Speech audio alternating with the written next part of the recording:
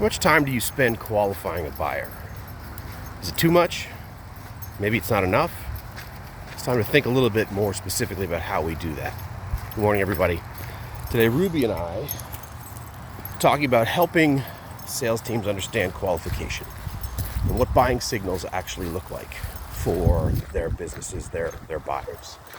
And so what we see over and over and over and over again is low intent buyers coming into a funnel and wasting, and this is all due respect to both the buyer and the seller, wasting everybody's time because they're not in market, they're not ready to do anything, they're not ready to buy anything.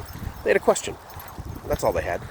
And suddenly they're meandering their way through a sales process. So there's that function. Second piece of that is, how do we understand how a high intent buyer actually comes into the funnel? How do they actually make their way into a qualification discussion? And how much time do we have to spend to do that? So from a qualification perspective, what questions are we asking? What questions are we asking them? What questions are we asking ourselves to determine the intent of that buyer? So there are certain buying signals they will give us. They may say, we are looking to buy this solution in the next 6 months. Hey, that's awesome. I'll take that all day. But that's not the only thing, especially when we've cold outreach them and we're trying to determine whether or not they're qualified. How does that help us? So there's a lot of things that companies will do. I lean in heavily to the discussion around CRM to start pattern matching. How do we match the patterns of a high intent buyer into our data that tells us this is somebody who's looking to buy? Sometimes they'll tell us, and sometimes they will never tell us. Doesn't mean they're not in market. It's just that they are trying to keep maybe their cards, close to their vest. Totally fair. So, from a salesperson's perspective, how do we take that information in and use it as an opportunity to qualify that buyer? So obviously, if you can get somebody on a call in what we would call a discovery, you can make some of those determinations, ask some of those questions.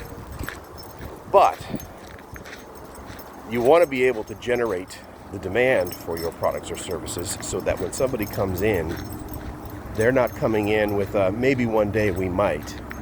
They're coming in with a, this is the right thing for us. We need to know how much it costs. We need to know how we're going to implement it into the business, and we need to go now.